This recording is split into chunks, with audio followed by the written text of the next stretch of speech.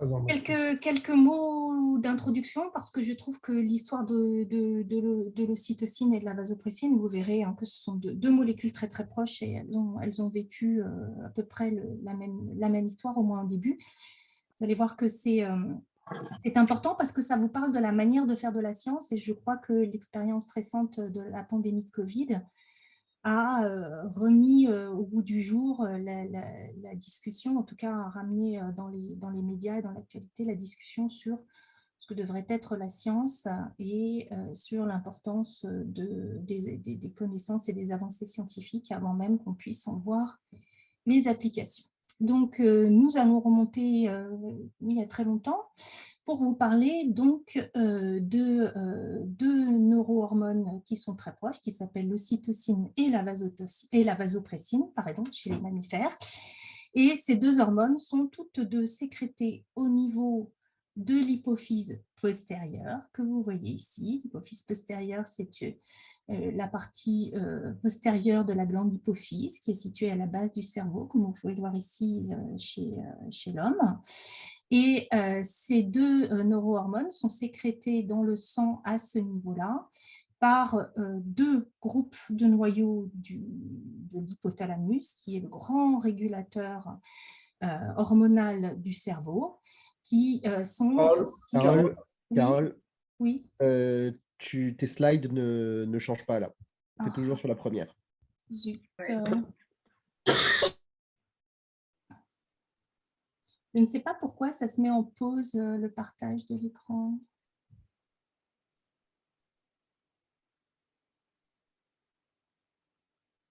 Est-ce que c'est Voilà, bon? là c'est bon. D'accord. Donc, je reprends. Voilà, on a nos deux hormones, neurohormones qui sont des hormones sœurs, qui sont synthétisées.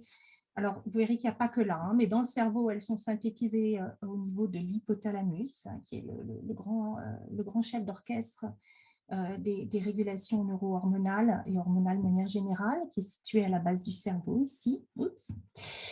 Et elles sont sécrétées dans le sang pour ce qui est de l'ocytocine et de la vasopressine qui circulent dans le sang, ici, au niveau de l'hypophyse postérieure. Donc ici, c'est chez l'homme, mais c'est vrai également chez les mammifères, et en particulier, c'est vrai chez les bœufs ou disons les vaches, chez qui, eh bien, qui ont servi de donateurs pour les premières expériences qui ont été euh, publiées, en tout cas qui sont très connues, sur le rôle de l'ocytocine et de la vasopressine. Et ça nous amène au début du XXe siècle, à l'époque où on a vraiment établi, donc après la naissance de la médecine expérimentale, on a vraiment établi les grandes bases de la physiologie moderne et surtout de la biologie telle qu'elle est pratiquée à l'heure actuelle. Donc, euh, plusieurs scientifiques avaient déjà observé, donc je les ai pas mis là parce que je voulais faire un petit peu plus court, dès 1895, le fait que quand on prend des extraits d'hypophyse de bœuf, hein, ici, hein, hypophyse postérieure, donc je pratique le bœuf, c'est un gros animal, et puis l'hypophyse, c'est pas la région qu'on va manger en priorité, donc on récupère, on broie, et quand on injecte ces préparations à des animaux, on observe différents changements physiologiques et en particulier, comme on le voit ici, alors là, je vous ai illustré une publication de Sir Henry Dale dans The Journal of Physiology de Londres en 1906, qui montre que quand il injecte ces extraits d'hypophyse postérieure de bœuf à une chatte, donc la chatte est anesthésiée et on l'a décérébrée de sorte qu'il n'y a plus de contrôle de sa physiologie par le cerveau. Eh bien, quand on injecte ces extraits de régions postérieures de l'hypophyse, on voit qu'on observe des contractions de l'utérus, c'est ce qui est représenté ici. Vers le bas, c'est les contractions. Et on observe également une augmentation de la pression sanguine de cet animal. Donc, cette augmentation de la pression sanguine et de la fréquence cardiaque avait déjà été observée une dizaine d'années auparavant. Et là, la nouveauté, c'est les contractions de l'utérus, parce que ça a été fait chez une femelle, donc chez une chatte. Et donc, la conclusion que je vous ai traduite de Henry Dale, c'est on peut en conclure que le principe presseur qui est contenu dans les extraits hypophysaires, qu'on appelle infundibulaires, produit son effet stimulant sur le muscle artériel par une substance agissant sur des fibres musculaires elles-mêmes. Et il en va de même pour le muscle utérin, pour l'utérus, puisque que ce soit les vaisseaux, enfin les artères qui ont des muscles lisses et qui ont la propriété de pouvoir se contracter ou de se relâcher, ou bien l'utérus, on a affaire à des muscles. Donc ça, c'est la première chose qui a été mise en évidence en récupérant les parties postérieures de l'hypophyse. En 1909, donc très peu de temps après, un gynécologue, donc William Blair Bell, a remarqué que un extrait d'hypophyse postérieure, toujours pareil, pouvait non seulement faciliter l'accouchement, ça on le savait avec l'augmentation des contractions de l'utérus, mais également réduire les saignements postpartum. Alors, c'est lié très probablement c'est pour la même raison, c'est quand on contracte le muscle utérin, on va arrêter plus rapidement les saignements. Donc, on voit tout de suite l'intérêt en médecine, qui est non seulement d'accélérer et de faciliter l'accouchement, mais également de réduire les hémorragies qui suivent ou qui accompagnent l'accouchement. Donc, on parle alors de substances ocytociques, et là, on voit les racines étymologiques du mot ocytocine, qui provient de okutos, qui procure un accouchement tokos, rapide, okus, okutos, l'accouchement rapide.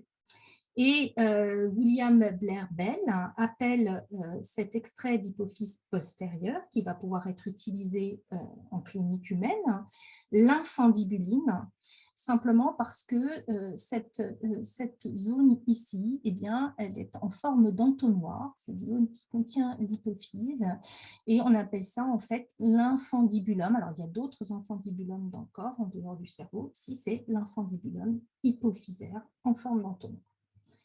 On avance encore un peu, alors cette fois-ci, il se passe 20 ans. Et vous voyez que la découverte est partie, encore une fois, d'une curiosité de comprendre ce que contenait et quels étaient les effets des différents organes du corps. Donc, on en a dérivé un premier principe qui pouvait être utilisé en médecine, mais le but, disons, de manière initialement, à l'origine, c'était une curiosité de comprendre comment ça fonctionne.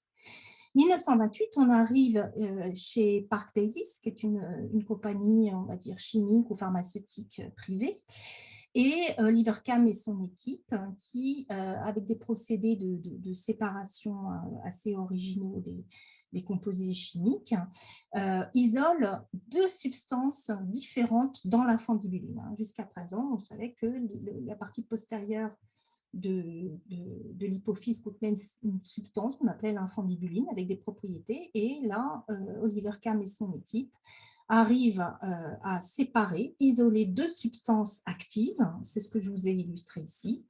Une première qui augmente la pression sanguine, donc augmente la tension artérielle, et une deuxième qui stimule les contractions du muscle utérin.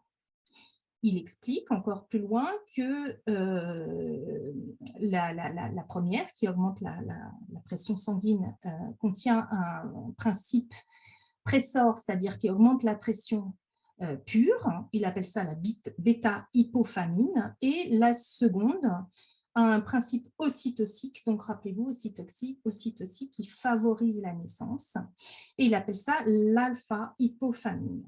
En réalité, il venait d'isoler les deux neurohormones dont je vais vous parler, qui sont très proches du point de vue physico-chimique, mais qui ont des effets physiologiques distincts. Ça, c'est vraiment intriguant et intéressant, on verra pourquoi.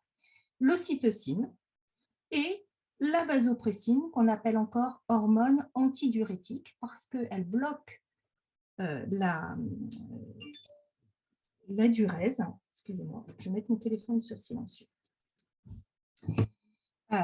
Et on verra donc qu'elle a pour effet de réduire la production d'urine et donc d'augmenter la conservation de l'eau par le corps en agissant notamment au niveau du rein, mais pas seulement.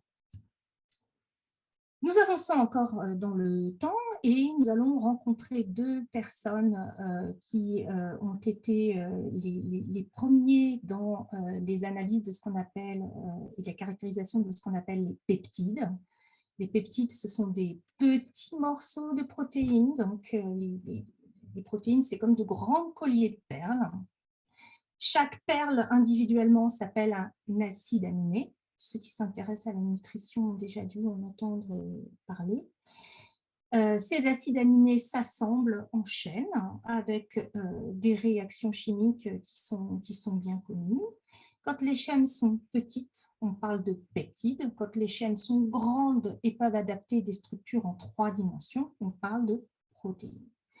Donc 1953, 1955, la publication date de 1953.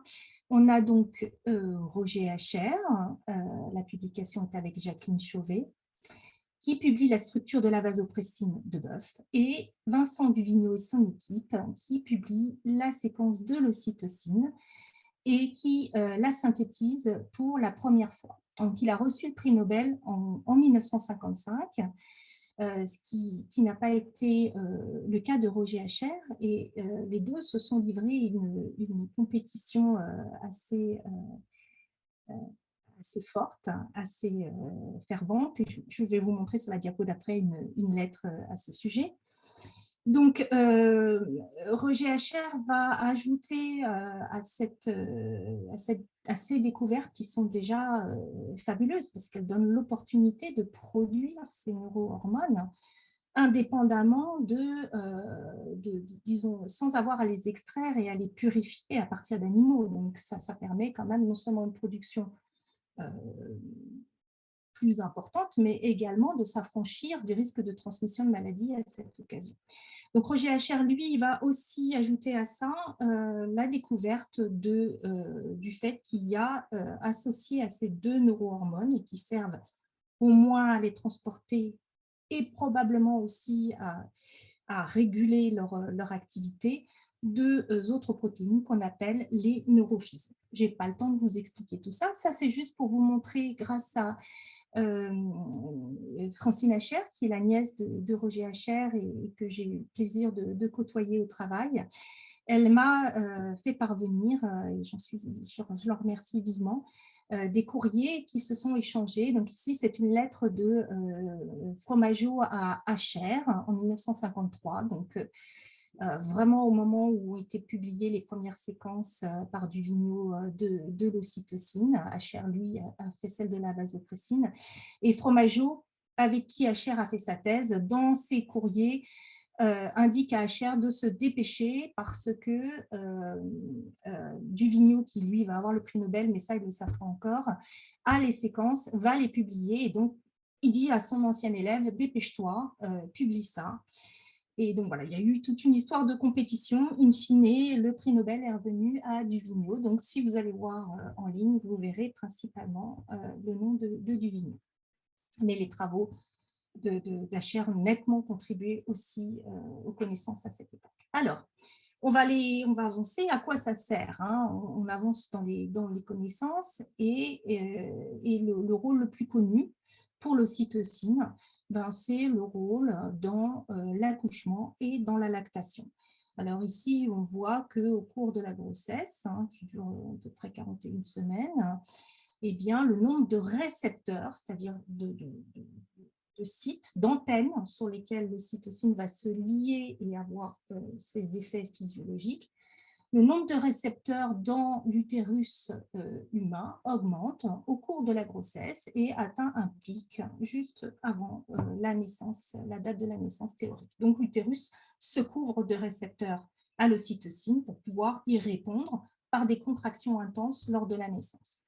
Tout ça est régulé par un ballet hormonal très complexe et vraiment admirable qui se produit pendant la grossesse, qui met en jeu de nombreuses hormones dont je n'ai pas le temps de vous parler malheureusement, mais que vous connaissez, la progestérone, les oestrogènes. Le HCG, c'est l'hormone qu'on dose quand on veut détecter une grossesse et qu'on fait une détection par analyse sanguine ou même par des tests urinaires, ainsi que d'autres hormones comme la prolactine qui vont contribuer à l'allaitement. Juste pour vous dire que durant toute la grossesse, là, en tout cas la fin de la grossesse, la progestérone qui est produite en grande quantité va s'opposer non seulement à la libération, mais également aux effets de l'ocytocine. Donc, tant que la grossesse doit se maintenir, on a un verrou hormonal qui vient sécuriser le fait que la naissance ne se produise pas trop tôt et que les contractions du muscle utérin restent minimes ou suffisamment modérées pour ne pas entraîner la naissance. Ici, je vous ai mis un très joli réflexe qui vous montre finalement le dialogue qui existe entre le cerveau et les organes périphériques.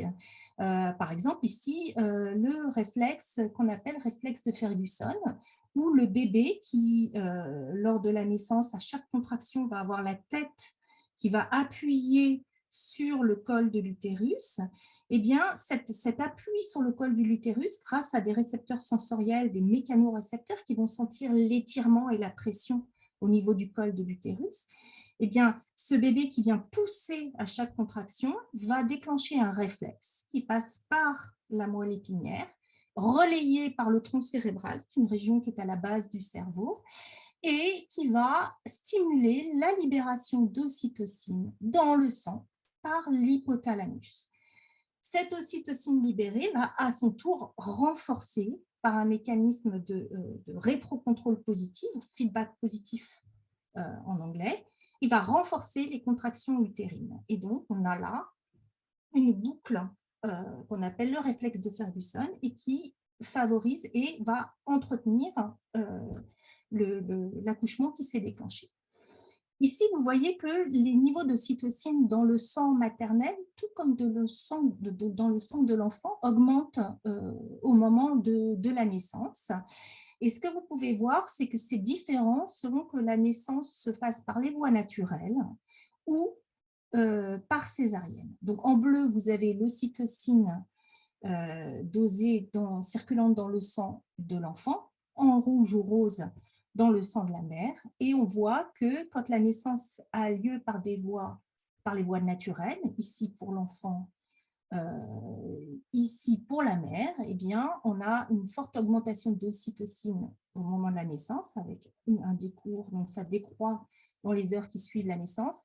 Et quand l'enfant est né par césarienne, eh bien, on a un peu moins d'ocytocine libérée et chez l'enfant et chez la mère. Alors, chez la mère, c'est probablement par des réflexes, comme le réflexe de Ferguson dont je viens de vous parler. Et chez l'enfant, c'est encore quelque chose dont je n'ai pas le temps de vous parler, mais qui reste à pleinement caractérisé.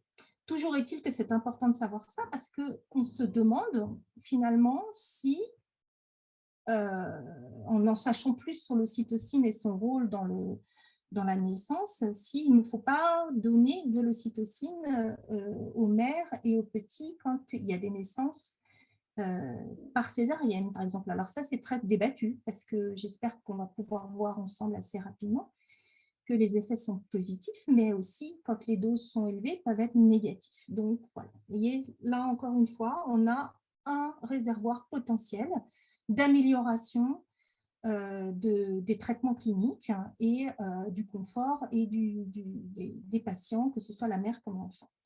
Alors, ce qui est très intéressant, c'est un travail qui a été fait, initié et développé largement par le groupe de Yezekiel Benari, qui est à Marseille, et puis d'autres depuis. En fait, ils ont pu montrer que l'ocytocine, qui donc va être présente dans le sang de l'enfant, également dans son cerveau au moment de la naissance, eh bien, a un effet neuroprotecteur. Parce que chez le bébé, Le GABA, qui est un neurotransmetteur qui normalement est un neurotransmetteur inhibiteur chez l'adulte, c'est ce que vous favorisez quand vous prenez un anxiolytique, par exemple.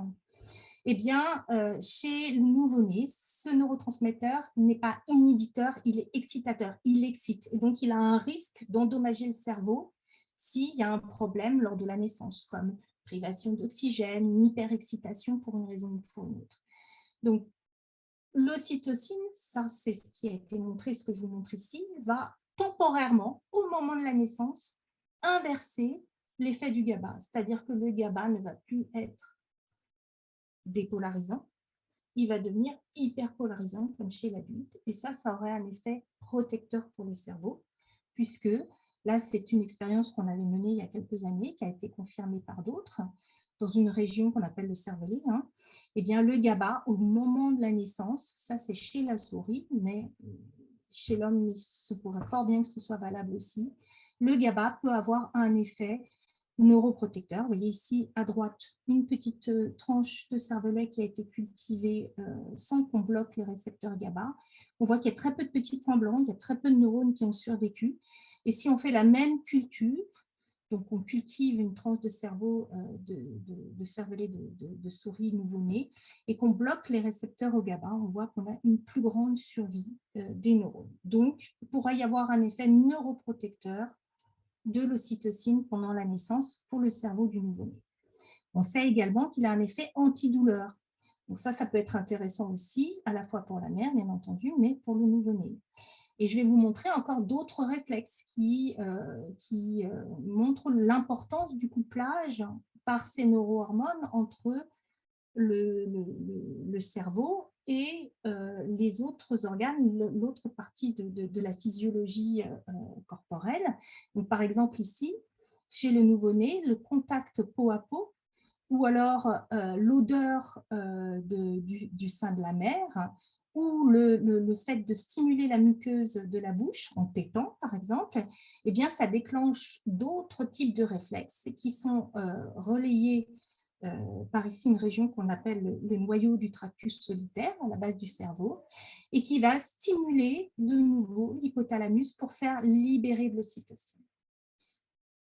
De même, le lait lui-même, qu'il soit maternel ou non, contient des substances qui vont stimuler des récepteurs qu'on appelle par exemple ici des récepteurs au cholécystokinine, CCK, et ça va déclencher par la stimulation du nerf vague et un relais par ce fameux noyau du tractus solitaire, là encore, la production et la libération d'ocytocine dans la circulation par l'hypothalamus.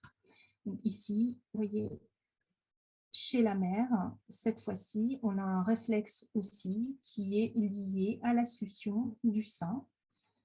Donc cette succion du mamelon ou de la mamelle ici chez une petite chienne, eh bien, ça va permettre de déclencher là encore un réflexe qui va favoriser la libération, la contraction des canaux galactophores et la libération du lait pour l'allaitement. Donc, rôle dans l'éjection du lait. Alors, jusqu'ici, on en est à quelque chose que vous connaissez tous, je pense, c'est-à-dire le fait que ça favorise la naissance et que ça favorise la survie du nouveau-né après la naissance. Qu'est-ce qui se passe-t-il avant la naissance? En fait, avant la naissance, il y a un très gros rôle aussi de l'ocytocine et de la vasopressine dans la reproduction. Chez l'homme, on a une facilitation de l'érection. On a également une production d'ocytocine pendant l'éjaculation, pas seulement par le cerveau, mais également, par exemple, au niveau de la prostate.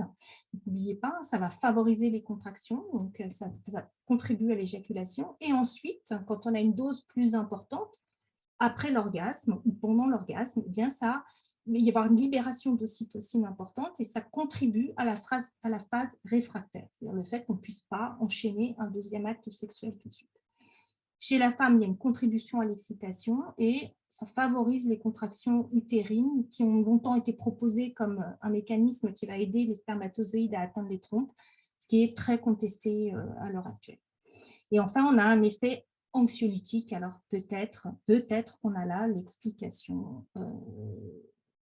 du gros dodo que certains rencontrent après l'acte sexuel. Donc, l'ocytocine, c'est une hormone de la reproduction. Ces cibles sont principalement périphériques, voire musculaires. C'est un peu ce qu'on croyait jusqu'au moins aux années 70-80. Eh bien, non, ce n'est pas seulement ça. C'est ça, mais ce n'est pas seulement ça. Dans l'hypothalamus, je vous ai dit, produit et fait libérer de l'ocytocine dans le sang. Cette ocytocine a des cibles en périphérique. Donc ici, elles sont en rouge. Ça va être le pancréas, par exemple. Ça va être les reins. Ça va être également, comme je vous l'ai indiqué, les mamelles ou les seins, par le biais de la contraction des canaux galactophores. Mais également, il y a des sources d'ocytocine dans l'abdomen et dans le thorax. Ici, on voit que parmi les sources qui peuvent produire de l'ocytocine, on a le cœur, on a le tractus digestif, donc l'intestin.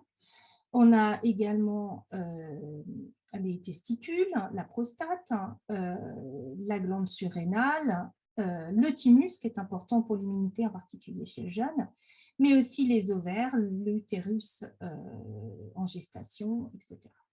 Donc ça, c'est la première chose. Il y a également en périphérie, non seulement des récepteurs, mais également des producteurs d'ocytocine. Mais surtout, et ça a été découvert au début des années 2000, cet hypothalamus, eh bien, il ne fait pas que déverser, que projeter dans l'hypophyse postérieure pour libérer l'ocytocine dans le sang. Également, il envoie des projections, ce que vous voyez ici sur un cerveau de souris, dans tout le cerveau. Toutes les régions cérébrales, ou presque, sont concernées. Alors, c'est vraiment un travail qui est encore en progression. Donc là, mon schéma est très... Ce n'est pas mon schéma, c'est un schéma issu d'une publication, est encore très incomplet, mais tous les petits Y que vous voyez là, c'est l'endroit où il y a des récepteurs à l'ocytocine, et les flèches, depuis l'hypothalamus qui est au centre, ici, le noyau paraventriculaire, ici, le noyau supraoptique, et bien ça, ce sont les sources, et les flèches, c'est les sites de projection, donc, en gros, dans tout le cerveau. Ici, c'est un cerveau humain, avec tous les sites de liaison de l'ocytocine, le jaune étant là où il y a les plus fortes liaisons, où il y a le plus forte libération de l'ocytocine, et le rouge étant les régions où, par ordre d'intensité, comme ça, où il y a l'ocytocine en quantité un peu moindre. En gros, il y en a absolument partout, à la fois en termes de libération d'ocytocine, et aussi en termes de présence de récepteurs. Et ça, c'est vraiment quelque chose qu'on étudie au laboratoire en ce moment. Alors, on continue un petit peu. Donc, vous avez tous entendu parler de l'instinct maternel, de l'ocytocine. Est-ce que c'est si simple? Eh bien, on va déjà regarder ce qui se passe chez nos sujets favoris en laboratoire, qui sont à l'heure actuelle les souris, dans une moindre mesure les rats. Et on va regarder le comportement maternel des souris élevées en laboratoire. Alors voilà, ça c'est une petite femelle qui a des nouveau-nés, qui vient une mère, qui vient d'avoir des petits. Et voici son comportement quand l'expérimentateur l'embête finalement et sort un petit du nid. Donc, vous allez voir ce qui se produit. Voilà. Donc là, il y a l'expérimentateur a sorti un petit du nid. Vous voyez, le petit il est au premier plan. Là, il est tout nu, il a les yeux qui ne sont pas ouverts. Et la femelle, donc sa mère, arrive, le récupère et le ramène dans le nid. C'est ce qu'on appelle le comportement de récupération ou retrieval en anglais.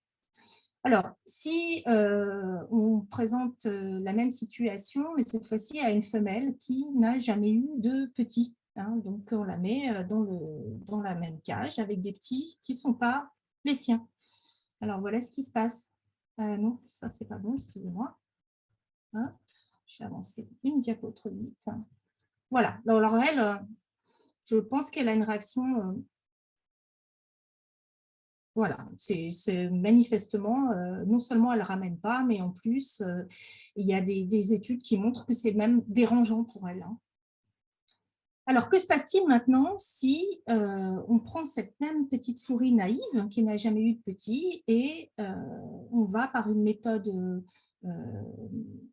qui a été mise au point assez récemment, on va faire libérer de l'ocytocine dans son cortex auditif gauche. Vous verrez que c'est le gauche, ce n'est pas le droit pour la souris. eh bien, on va regarder ce que ça donne sur son comportement. Donc, on met une petite fibre optique.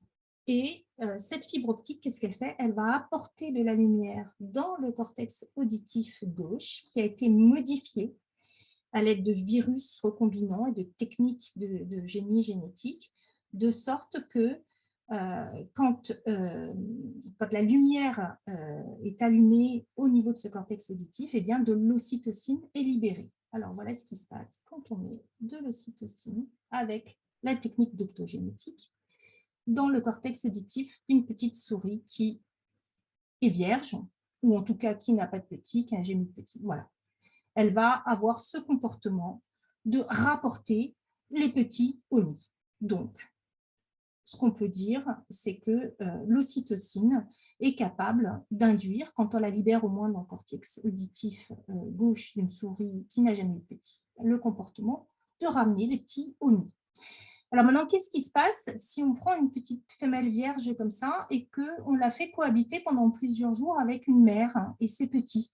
Eh bien, en fait, cette petite femelle naïve, c'est ce que vous voyez ici, au fil des jours, à peu près en 3 jours, va passer de 0 fois où elle va récupérer les petits et les ramener au nid, à peu près 1 fois sur 2 où elle va apprendre en observant la mère faire, et pas seulement en l'observant, puisque ce qui a été montré récemment aussi, c'est que la mère va la pousser à avoir ce comportement, la guider pour avoir ce comportement.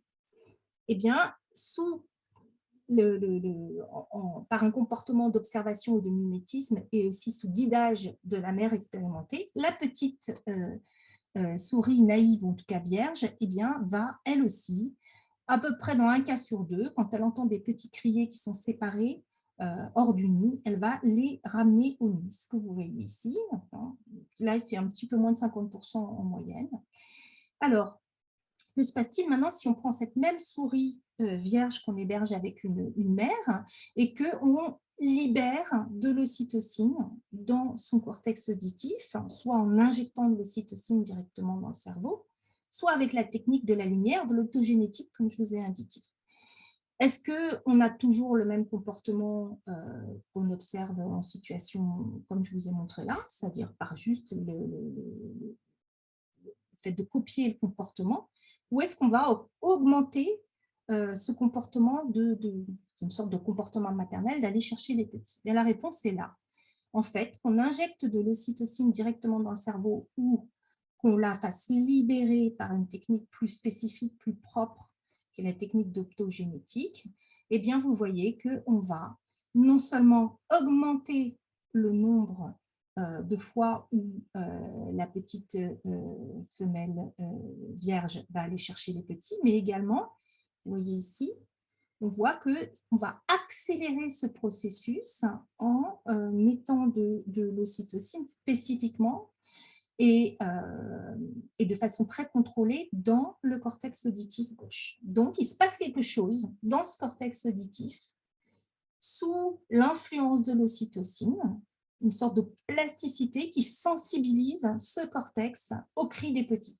Là, je n'ai pas le temps de vous le montrer, mais il y a une étude qui vient de sortir qui montre qu'en effet, la réponse des neurones dans le cortex auditif gauche des femelles, quand elles entendent des cris de petits séparés du nid, eh bien, ce cortex répond de façon plus importante et plus restreinte dans le temps, donc c'est plus précis, au cri des petits sous l'effet de l'ocytocine. En fait, quand la mère est gestante et quand elle a ses petits, au moment de la parturition, le pic d'ocytocine va sensibiliser son cortex au cri des petits. Chose qui se passe aussi par un comportement social chez les femelles naïves, hein, c'est ce qu'on voit ici aussi. Donc ici, voilà des coupes de cerveau de souris, des coupes frontales. On a coupé dans ce sens-là des cerveaux. Et la représentation en code de couleur, c'est blanc, il n'y a pas beaucoup de récepteurs à l'ocytocine. Donc c'est les zones où l'ocytocine, les éléments sur lesquels l'ocytocine va agir. C'est les éléments qu'elle va activer. Et en rouge foncé, c'est là où il y en a beaucoup. Et ce qu'on voit, je ne vais pas vous détailler tout, c'est que C'est différent selon l'expérience, selon que les souris aient été mères ou non. Et donc, c'est différent également selon le sexe entre les femelles et les mâles. Donc, on voit, par exemple ici, le cortex auditif gauche. On voit que dans le cortex auditif gauche des mères, il y a plus de récepteurs que dans le cortex auditif droit des mères. C'est vrai aussi pour les femelles naïves, donc il y a quelque chose qui se passe même indépendamment de l'ocytocine. Il y a plus de récepteurs dans ce cortex auditif gauche chez les femelles. Et chez les mâles, on ne voit pas de différence entre la gauche et la droite. Il s'agit de souris, et il s'agit de souris qui ont été élevées depuis des générations et sélectionnées depuis des générations en laboratoire. Donc en bas, voilà, on vous illustre encore une fois le fait, les petits points rouges, là, ce sont des récepteurs à l'ocytocine. On voit qu'il y a beaucoup plus de récepteurs à l'ocytocine dans le cortex auditif gauche que dans le cortex auditif droite. Et c'est vrai pour d'autres régions, comme ici, le cortex périforme, dans lequel il y en a plus chez les femelles que chez les mâles. Mais il y a aussi d'autres régions où il y a plus de récepteurs à l'ocytocine chez les mâles que chez les femelles. Et malheureusement, je n'ai pas le temps de vous en faire la description, mais vous voyez déjà ici chez les mâles que certaines régions, en particulier dans l'hippocampe, eh bien, ont plus de récepteurs à l'ocytocine que chez les femelles, selon leur expérience. Alors, qu'est-ce qui se passe chez le rat et est-ce que c'est juste finalement une sensibilisation aux cris des petits pour répondre à leurs besoins physiologiques et pour les protéger? Qu'est-ce qu'on peut savoir finalement? Quel type de comportement c'est? Pour ça, on va regarder par exemple ici, ce sont deux exemples de femelles. Cette fois-ci, ce sont des rats. Donc, ce sont des rates qui, dans les deux cas, ont des petits. Ces petits ont de 4 à 6 jours.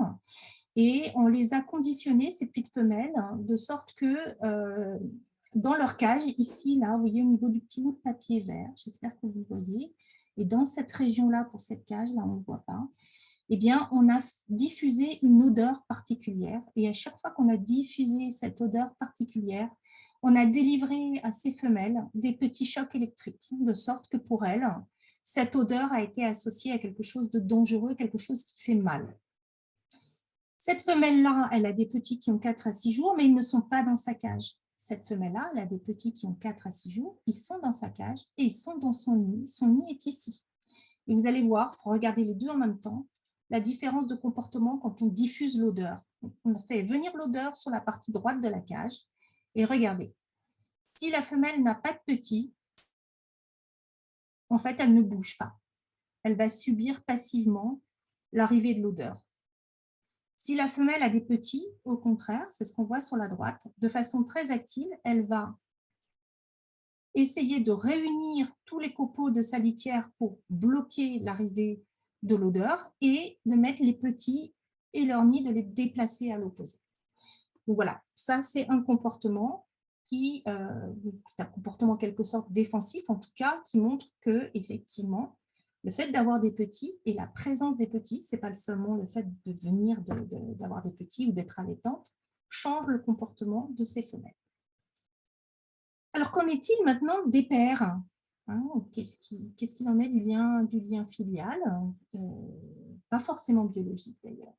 Eh bien, chez les pères aussi, en tout cas ici on voit chez les hommes, donc chez la personne humaine, on voit que autour de la naissance, en tout cas en gris c'est à l'âge de 2 mois, en noir c'est quand le bébé a 6 mois, eh bien, l'interaction avec le nouveau-né, que ce soit chez les mères ou chez les pères, augmente la concentration d'ocytocine dans le sang. Donc, plus les sujets interagissent avec leurs petits, et plus la concentration d'ocytocine augmente dans le sang. Alors, je n'ai pas le temps de vous donner les détails, mais une chose est sûre, c'est que le style d'interaction avec les petits, entre mère et petit ou entre père et petit, est différent. Et que si on tient compte de ces différences, eh bien, on voit que plus les mères ont d'interaction dans leur style à elles, ce qu'on appelle des relations affectueuses, alors ça veut dire des mots doux, des caresses, des vocalises, si on prend ces comportements-là et qu'on les corrèle avec la concentration d'ocytocine, on voit que plus la mère a ces comportements-là et plus elle libère d'ocytocine. Pour le père, c'est la même chose. Plus il y a d'interaction, que ce soit en durée ou en nombre, plus l'ocytocine augmente dans le sang. Mais ce n'est pas le même style. C'est ce qu'on appelle, ce que les auteurs ont appelé des relations stimulantes. Donc, les activations proprioceptives, c'est je prends mon bébé, je le secoue, je lui mets la tête en bas, je lui présente, on va aussi avoir des présentations d'objets, des chatouillis, des fausses morsures, des massages. Donc, les contacts ne sont pas les mêmes, mais il y a une corrélation entre l'interaction avec le nouveau-né et la libération d'ocytocine chez les parents. Autre étude qui est assez intéressante aussi et qui va peut-être faire écho à ce qu'on a vu dans le cortex auditif des souris, eh bien, cette étude a été réalisée chez de jeunes hommes, enfin pas de jeunes hommes, pardon, chez de jeunes pères, c'est-à-dire des pères, quel que soit leur âge, qui étaient pères pour la première fois et qui avaient donc des enfants en bas âge. Donc, on les passe dans une machine d'IRM. Alors, fonctionnelle, c'est-à-dire on regarde l'activité dans le temps du cerveau et on regarde l'activation d'une région qui est représentée ici, là, que j'ai mis dans les petits cercles, qui s'appelle l'amygdale. On regarde l'activation de l'amygdale en réponse à des pleurs de bébé. Ce qu'on sait, c'est que des pleurs de bébé vont activer cette région qu'on appelle l'amygdale, qui est impliquée dans les réactions de peur et d'anxiété, chez les nouveaux pères, chez les hommes, les femmes, qu'ils soient parents ou non. Je ne rentre pas dans les détails, mais ce qui est sûr, c'est que dans cette étude, quand ils donnent un spray d'ocytocine, ici en haut, ou de vasopressine, ici en bas, en bleu, eh bien, l'amygdale s'active moins en réponse aux cris des nouveau-nés. Autrement dit, il y a une diminution de l'activation de l'amygdale en réponse à l'écoute des pleurs de bébé, donc des bébés, ces pleurs de bébé de 2 mois, chez les jeunes pères, quand on leur met un spray d'ocytocine ou de vasopressine. Donc, comme s'il y avait là encore la possibilité d'adapter, grâce à ces neurohormones, la réponse comportementale, ou en tout cas la réponse ici physiologique d'activation du cerveau. Cette région de la peur, elle est un peu moins activée quand on a de l'ocytocine qui est libérée ou de la vasopressine qui est administrée simultanément. Qu'en est-il de manière générale maintenant si on sort des relations filiales et qu'on va s'intéresser à l'attachement entre partenaires? Alors, ici, par exemple, c'est pour vous montrer que l'ocytocine favorise et permet, en tout cas ici, c'est ce qu'on voit, ce qu'on appelle la mémoire sociale. Donc, ce que vous pouvez observer sur cette figure, ici à gauche en rouge, ça c'est une souris normale, et bien vous voyez, premier jour, là, quand elle interagit avec une souris qu'elle ne connaît pas, elle passe un certain temps avec cette souris. Et puis le deuxième jour, si on lui remet la souris qu'elle a déjà vue la veille, vous voyez qu'elle va passer un petit peu moins de temps. Et le troisième jour, elle va passer encore moins de temps. Et le quatrième, encore moins de temps. Et si le cinquième jour, on lui remet, ou le quatrième jour, on lui met une autre souris qu'elle ne connaît pas, elle recommence à passer beaucoup de temps avec. Donc ça veut dire qu'elle préfère la nouveauté sociale. D'une, elle reconnaît la souris qu'elle a déjà vue. Et de deux, elle préfère interagir avec cette souris plutôt qu'avec une souris qu'elle connaît déjà. Si maintenant, ici en jaune, on fait la même expérience sur des souris qui n'ont pas d'ocytocine, donc on a retiré la possibilité de produire de l'ocytocine dans ces animaux, on voit qu'il n'y a pas de mécanisme d'habituation, c'est-à-dire l'intérêt pour la souris qui a déjà été présenté reste le même au fil des jours, comme s'il y avait un mécanisme d'amnésie sociale. Par contre, ça marche uniquement avec les congénères, avec les souris, parce que si on prend un stimulus non social, par exemple ici une odeur de menthe, on voit que pareil, les souris préfèrent la nouveauté. Donc le premier jour, elles vont venir interagir avec l'objet, la source qui contient cette odeur. Et puis au fil des jours, ça va décroître. Et ça, c'est vrai que ce soit des souris normales ou des souris qui n'ont pas d'ocytocine. Donc un rôle dans la mémoire sociale. Alors, on avance encore un petit peu dans le temps et là, on va rentrer dans vraiment le domaine de l'attachement et de ce que vous avez dû probablement déjà entendre ou voir sur l'ocytocine. Alors, les modèles qui ont été utilisés pour caractériser ça, ce sont des espèces de campagnols. Alors, les campagnols, on a plein d'espèces de campagnols différents, mais pour l'étude de l'ocytocine et de la vasopressine, on est intéressé à 3 espèces, principalement 2 d'ailleurs, les campagnols des prairies et les campagnols des montagnes, également les campagnols des prairies. Donc, les campagnols des prairies, ils ressemblent énormément aux campagnols des montagnes, sauf que, comme leur nom l'indique, ils ne vivent pas au même endroit, ce ne sont pas les mêmes espèces et ils n'ont pas du tout le même caractère social. Les campagnols des prairies sont sociaux, ils vivent en colonie, ils sont monogames, ils forment des couples pour toute la durée de leur vie. Ils sont biparentaux, c'est-à-dire que les mâles et les femelles s'occupent des petits et ils se délivrent des soins réciproques. Ils se font par exemple un toilettage entre eux et vous verrez qu'ils peuvent même avoir des comportements de consolation. Les campagnols des montagnes comme les campagnols des prés, la pression écologique, donc les conditions de vie ne sont pas les mêmes. Ils sont solitaires, ils sont polygames et ils sont monoparentaux. Il n'y a que la femelle qui s'occupe des petits tout le temps de la lactation. Et puis ensuite, les petits vivent leur vie, ils se séparent.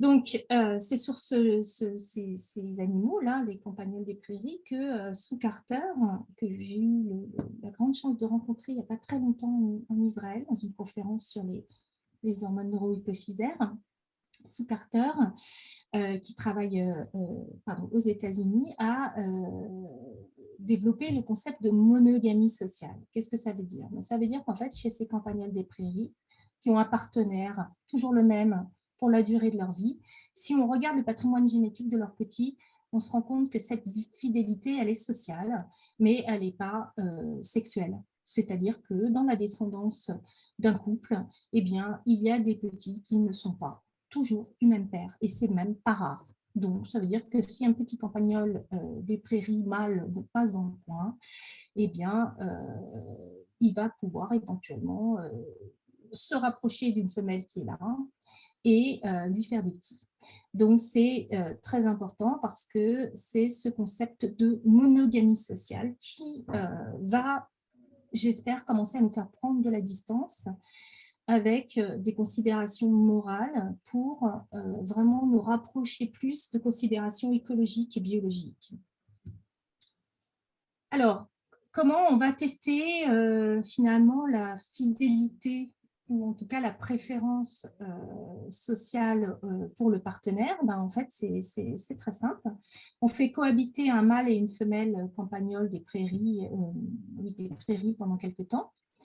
Et puis, donc là, on les fait cohabiter 12 à 24 heures. Alors, il y a accouplement ou pas. Et ensuite, on attend un certain intervalle de temps, de 0 à 2 semaines, et on fait un test qu'on appelle le test de préférence pour le partenaire. Donc, on prend la petite femelle qui a été réunie avec le mâle, on la met dans une chambre à 3 compartiments. Dans le compartiment de gauche, il y a le mâle qu'elle a déjà vu, avec lequel elle a cohabité pendant 12 à 24 heures. Et à droite, un mâle qu'elle n'a jamais vu. Et on regarde comment ils interagissent entre eux. Et ce qu'on voit, c'est que la femelle, eh bien, elle va passer 2 fois plus de temps avec le partenaire avec lequel elle a cohabité. Et je vais vous montrer une petite vidéo. Je n'ai pas besoin de vous expliquer où est le mâle qu'elle connaît déjà et où est le mâle qu'elle ne connaît pas. Vous allez voir. Donc, au milieu, la petite femelle qui a passé 12 heures ou 24 heures avec l'un de ces 2 mâles. Et à gauche, un mâle qu'elle connaît ou pas. À droite, enfin, disons, à gauche et à droite, il y a 2 mâles, un qu'elle connaît, l'autre qu'elle ne connaît pas. Vous allez tout de suite deviner qui elle connaît, qui elle ne connaît pas.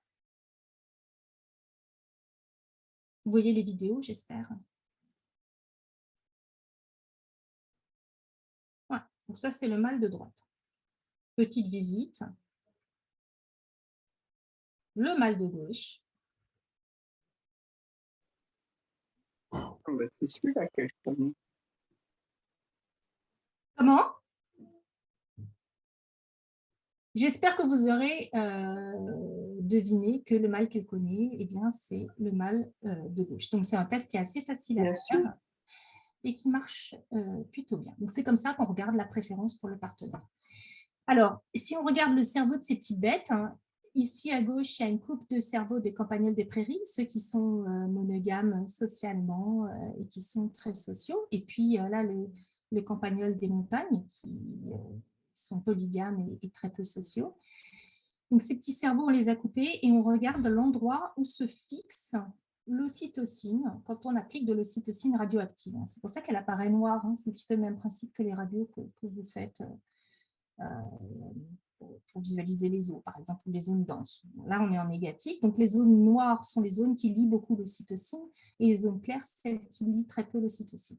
Et ce qu'on peut voir, c'est que chez les animaux, les campagnols des prairies qui sont très sociaux, l'ocytocine a beaucoup plus d'endroits où elle va se lier, donc beaucoup plus de sites de liaison de récepteurs que dans les cerveaux des campagnols des montagnes qui, eux, sont beaucoup moins sociaux.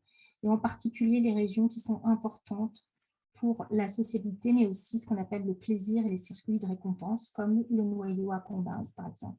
C'est une région qui est aussi importante pour la motricité et la récompense, une région qu'on appelle le codéputamène. Donc, il y a plus de récepteurs à l'ocytocine dans cette espèce que dans celle-ci. Alors, autre petite expérience qui est faite chez le campagnol des prairies, celui qui est fidèle, qui est monogame, eh bien, ce n'est pas très sympa. Donc, on prend un couple qui est déjà formé et on va, dans tous les cas, séparer le mâle de la femelle. Donc, on isole le mâle et la femelle, soit on se contente de la séparer, soit dans un autre cas, on la sépare et on lui fait un choc électrique accompagné d'un son. Donc, on va vraiment la stresser. Et ensuite, on va réunir après une vingtaine de minutes les deux partenaires et on va observer ce qui se passe. Et ce qui se passe, c'est que... Est-ce que j'ai une vidéo? Normalement, j'ai une vidéo. Non. Je suis désolée, je ne sais pas où est passée la vidéo. En fait, ce qu'on voit déjà, c'est que si la femelle a simplement été séparée du mâle, eh bien, il va y avoir une petite augmentation du temps qu'ils vont passer à se toiletter entre eux, et en particulier que le mâle va passer à toiletter la femelle, mais c'est une toute petite augmentation à tel point qu'elle n'est pas significative. Autrement dit, on n'a pas le droit de dire qu'elle existe. Il se passe pas grand-chose de plus, ils se toilettent un peu plus, mais ça n'existe même pas du point de vue statistique. Si maintenant on prend la femelle, le cas de la femelle qui a été séparée et stressée, quand on la remet avec le mâle, on voit que les deux partenaires vont très nettement augmenter leur toilettage réciproque. Donc, ça a été interprété comme un comportement de consolation, finalement, alors que le mâle n'était pas témoin de ce qui s'est passé pour la femelle. Il y a un message social qui est apporté et un comportement par la femelle qui a été stressée et un comportement de consolation qui se met en place. Ce qui a pu être montré aussi, c'est que ces séparations entre les deux individus, même sans stress, eh bien, ils vont induire des comportements de type anxieux et dépressif dans cette espèce. C'est une espèce d'étude pour le système de l'ocytocine. Alors, ça a amené les chercheurs qui ont travaillé sur ce sujet à dire que finalement, il y avait un phénomène de manque quand on sépare deux individus attachés l'un à l'autre, et donc à regarder finalement les correspondances, à mettre en parallèle les circuits de la récompense qui sont impliqués dans les phénomènes de dépendance aux drogues d'abus. Donc, un parallèle entre ces circuits cérébraux de la récompense et les circuits de l'attachement, qui vont impliquer notamment l'ocytocine. Et ce qu'on voit, c'est qu'en bleu, ce sont les régions qui ont été impliquées dans l'attachement tout seul. Donc, vous voyez, il y a deux régions ici. En rouge, des régions impliquées dans l'addiction. Donc, il n'y en a pas qui sont toutes seules. C'est les flèches que vous voyez ici, les circuits qui sont, disons, mal activés ou suractivés ou hypoactivés en cas d'addiction, et en violet, les circuits qui sont concernés par les deux. Donc, autrement dit, il y a une hypothèse qui proposait que finalement, l'ocytocine agirait de telle sorte que ces circuits qui sont impliqués dans la récompense et dans l'entretien et la motivation pour des comportements qui font plaisir, eh bien, ces circuits-là, ils sont partagés avec les circuits de l'attachement, ce qui expliquerait qu'il y a une détresse et des comportements de consolation quand les individus sont séparés ou stressés.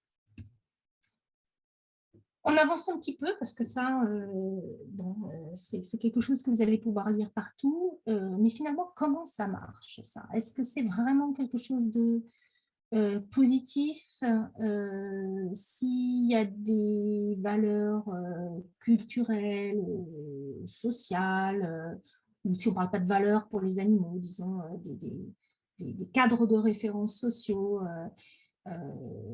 tout de même, comment agit l'ocytocine ou la vasopressine, les deux d'ailleurs. Regardons ce que ça donne sur la perception de l'autre. Alors, petite parenthèse, il me reste combien de temps, Quentin? Il te reste, il me semble, 5 minutes. Eh ben, N'est-ce pas, David?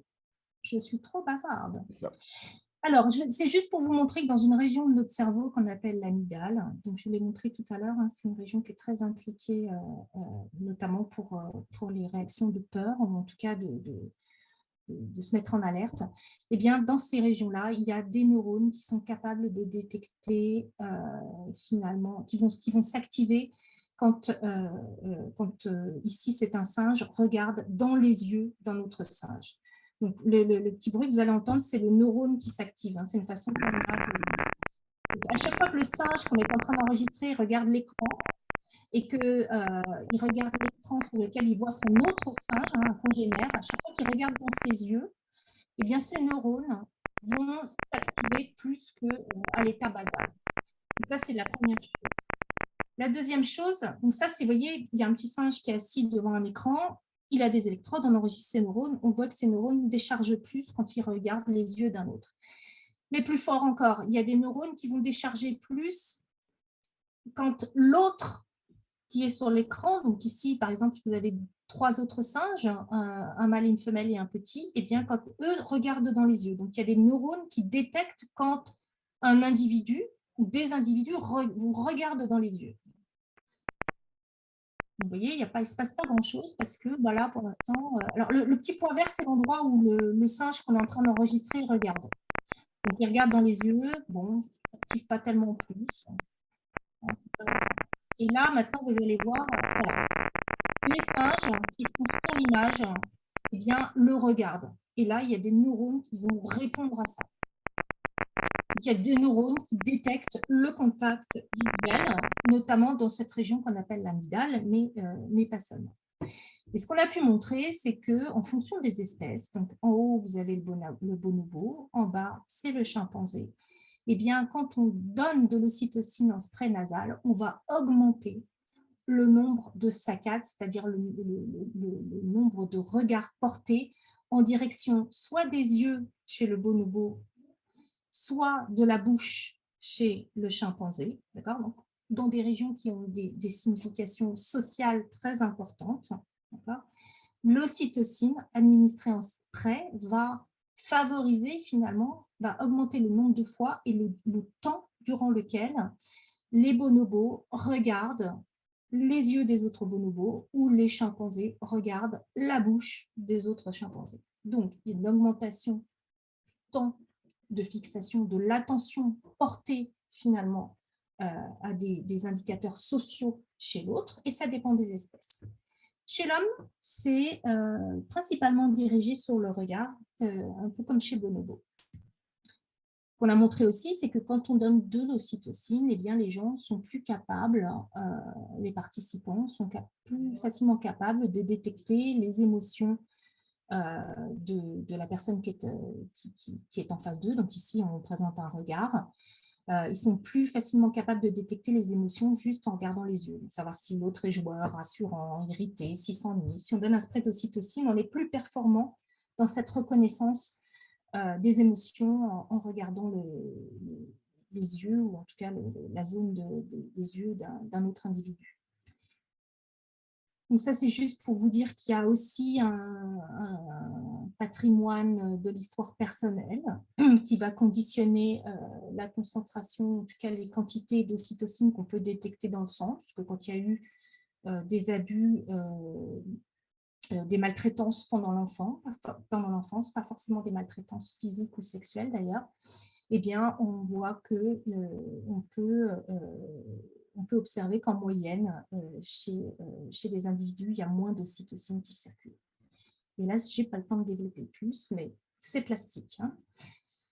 Donc, chez l'homme, l'administration d'ocytocine, ça influence la confiance en l'autre, le contact visuel, la capacité de lire les émotions des autres, la mémorisation des visages familiers, ça conditionne l'apprentissage s'il est guidé, ça va mieux se faire si l'apprentissage est guidé, c'est récompensé par un congénère qui va vous dire si ce que vous faites est bien ou pas, et ça augmente l'empathie. Mais ce que les dernières années ont montré, c'est que toutes ces choses qui sont facilitées par l'ocytocine et qui nous ont l'air positives, en fait, c'est loin d'être aussi simple. C'est-à-dire qu'il y a une question de dose. Plus on augmente la dose et plus on peut observer des effets qui vont être contraires à ce que je vous ai dit là. Mais ça dépend du contexte. Ça dépend du sexe, ça dépend de l'expérience de vie, ça dépend du contexte dans lequel vous vous trouvez. Donc, on a en tout cas l'ocytocine qui va moduler les capacités de percevoir les autres. C'est ça qu'il faut que vous reteniez. Alors, pourquoi c'est bloqué? Voilà. Donc, il y a une petite étude dans Science qui est parue en 2015, qui était assez rigolote, et qui suggérait que le chien, donc vous le savez peut-être tous, hein, le chien descend du loup, alors ce serait un loup qui aurait été domestiqué par l'homme. Et ce que cette étude a montré, c'est que quand le chien interagit avec son maître, mais pas avec des étrangers, contrairement au loup, quand il interagit avec ses soigneurs, eh bien, il va libérer de l'ocytocine et produire de l'ocytocine dans le sang et également dans les urines. Et la même chose pour le maître. Je ne peux malheureusement pas vous détailler tout ça. Il y a de l'ocytocine, il y a de l'endorphine, donc c'est les morphines endogènes. Il y a également une sécrétion de dopamine. Donc, ces interactions, finalement, interespèces, avec des espèces domestiques, eh bien, elles vont favoriser la libération d'ocytocine, dont on sait qu'elle va promouvoir les comportements qui permettent d'aller à la rencontre de l'autre, mais également du plaisir, comme les bêta-endorphines, la dopamine, et au contraire, on a une diminution du cortisol qui est en orange ici, c'est-à-dire une diminution de l'hormone du stress. Toujours pareil, alors chez le chien, là dans cette étude, ça passe par les durées d'échange de regard entre les chiens et leurs maîtres, essentiellement chez les femelles. Je ne peux pas détailler, encore une fois, j'en suis vraiment désolée parce que c'est très intéressant. On peut quand même critiquer cette étude parce que finalement, le chien, le fait de regarder dans les yeux et de regarder longtemps dans les yeux, chez lui, ça a une signification sociale très différente de chez nous. C'est un acte de dominance. Donc, ce n'est peut-être pas la bonne expérience à faire de quantifier les durées d'échange de regard entre les chiens et leurs maîtres. Mais bon, ces effets qu'on a pu trouver, que l'ocytocine va favoriser, augmenter les durées d'échange de regard entre les chiennes et leurs maîtres, mais pas les étrangers, et va faire sécréter de l'ocytocine par le maître, tout comme par le chien.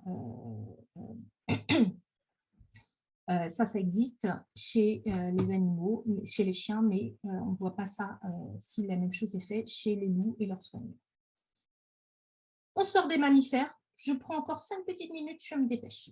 Parce que là, on va faire de l'anthropomorphisme, on est chez les mammifères, on se dit, bah, c'est facile, hein, ça fait contracter l'utérus, ça fait sécréter du lait, donc c'est logique. Bah, oui, mais sauf que si on va chez les oiseaux, pour mémoire, pondent des œufs, et chez les poissons, hein, et ben, on a aussi un système ocytocine-vasopressine, et ce qui a pu être montré, c'est qu'on a aussi des effets sur le comportement social. Par exemple, chez certains oiseaux, comme le diamant mandarin, sous l'effet de l'ocytocine, sont plus grégaires, plus adopter des comportements de rassemblement plus intenses. Certains, comme le jet des pins, qui ont des actes de donation de nourriture dans des échanges sociaux, pour initier des échanges sociaux, eh bien, ils sont plus généreux. Donc, ils sont plus bricoleurs. Ils vont faire des nids, par exemple, beaucoup plus élaborés. Bricoleur, c'est moi qui le dis. Hein. Et puis, certaines espèces de cyclidés, comme ici, Neolorholobus pulcher, eh bien, sous l'effet de l'ocytocine, ils vont évaluer la taille de l'adversaire avant d'agresser. hein. Donc, alors que si on bloque les récepteurs de l'ocytocine, ils agressent, quelle que soit la taille de l'adversaire. Donc, on se prépare à un comportement plus intelligent. Alors, OK, si vous n'êtes pas encore convaincu que l'ocytocine, ce n'est pas juste la naissance, l'attachement maternel ou même paternel et la lactation, ben voilà, regardez. Ici, c'est un arbre grossier, phylogénétique, de gènes de l'ocytocine en rouge et de la vasopressine en bleu. Très rapidement, ce qu'il faut que vous voyez, c'est qu'à l'origine, il n'y avait qu'un seul gène. Hein, donc ici, par exemple, ici, dans les invertébrés, il n'y avait qu'un seul gène, il y a 435 millions d'années. Ce gène s'est dupliqué pour donner la vasopressine et l'ocytocine. Et on va trouver deux types de neurohormones, type vasopressine et ocytocine, chez toutes ces classes d'animaux, c'est-à-dire depuis les poissons cartilagineux jusqu'aux mammifères placentaires. Et ce que vous pouvez voir, c'est que entre le moment où il y a eu cette duplication, entre le moment où l'ocytocine est apparue et le moment où l'allaitement est apparu, il s'est passé 235 millions d'années. Et entre le moment où l'ocytocine est apparue et le moment où il y a eu l'accouchement, en naissance directe vivipare d'un petit déjà formé, il s'est passé 290 millions d'années. Donc, on peut difficilement postuler que l'ocytocine ait été sélectionnée pour ses rôles dans le comportement maternel et l'accouchement. Donc ça, c'est un peu le résumé de ce que je vous ai dit. Dans la plupart des espèces d'invertébrés, la grande majorité, il n'y a qu'un seul type d'hormone qui est un intermédiaire entre l'ocytocine et la vasopressine. Et ce qui est très intéressant, vous voyez que chez les vertébrés, par contre, on a déjà un type d'ocytocine ici et un type de vasopressine. Ce qui est très intéressant, c'est que si on regarde chez des invertébrés très spéciaux qui font vraiment exception, les céphalopodes, eh bien, eux, dans les invertébrés, et ça c'est apparu après, au cours de l'évolution, ce sera un phénomène de convergence évolutive, ils ont deux neurohormones, une qui s'appelle la céphalotocine, qui ressemble à l'ocytocine, dont on ignore le rôle, et une qui s'appelle l'octopressine, qui ressemble à la vasopressine, et on sait qu'elle joue un rôle dans l'apprentissage, par exemple pour chasser ou pour les stratégies de prise alimentaire. Voilà, alors à quoi ça sert tout ça? Ben, en fait, si on veut comprendre et chercher, cibler les recherches qu'on fait sur comprendre le rôle de l'ocytocine, eh bien, on va donc regarder, comme je vous ai dit dans les autres espèces, regarder au cours de l'évolution et finalement trouver un lien, voir au moment où ces gènes sont apparus, au moment où où ils ont muté entre, par exemple, les mammifères et puis les oiseaux, eh bien, quelle est la fonction physiologique qui a changé? Et tout ce que je peux vous dire, parce que malheureusement, le temps passe, eh bien, c'est que probablement qu'une des clés, c'est d'observer finalement les fonctions de l'eau, les fonctions physiologiques de l'eau. Donc, dans les fonctions physiologiques de l'eau, on a bien sûr l'évacuation des déchets, c'est l'urine, hein, les reins, etc. Mais également, c'est très important pour le liquide cérébrospinal, donc, qui protège l'encéphale et la moelle épinière, le liquide amniotique qu'on va retrouver dans les œufs ou dans l'utérus, le système circulatoire, donc en particulier quand il y a un cœur, des vaisseaux, etc. Et aussi pour la régulation de la température, puisque l'eau a une capacité thermique très importante. Donc voilà, on va regarder dans l'évolution, hein, et puis on se dit, mais à quel moment est apparu le liquide céphalorachidien? Qu'est-ce qui s'est passé? Est-ce qu'on a quelque chose qui s'est passé au niveau de ces gènes quand on a eu les amniotes, ceux qui ont un amnios? L'apparition d'un système circulatoire et puis les régulations de la température. Et dans les régulations de la température, vous voyez quelque chose d'intéressant, c'est qu'un moyen de réguler la température, c'est par exemple d'avoir une couche de graisse importante, d'accumuler des réserves et en vue d'un arrêt de l'alimentation, c'est par exemple le cas des ours pour les animaux qui hibernent, ou également de se regrouper comme les manchots empereurs. Et là, ce que vous voyez, c'est qu'on a deux cibles importantes, la prise alimentaire, le contrôle de l'alimentation, et l'ocytocine, je ne vous l'ai pas dit, est très importante pour réguler le contrôle de la prise alimentaire. Tout le monde sait très bien que quand on est amoureux, on n'a pas faim, ou moins faim. Et un comportement social également, puisque les manchots empereurs se regroupent pour se réchauffer. Voilà, alors je n'ai pas le temps, mais déjà Aristote s'était Carole, intéressé aux pieuvres. C'est fini. désolé, c'est moi, c'est Quentin. C'est fini. Il va falloir qu'on arrête là. Tu as, Ouais, t'as pas mal dépassé. voilà. Donc, Désolé. ben, je sais, je sais. C'est parce que c'est difficile de faire tenir tout ça en peu de temps.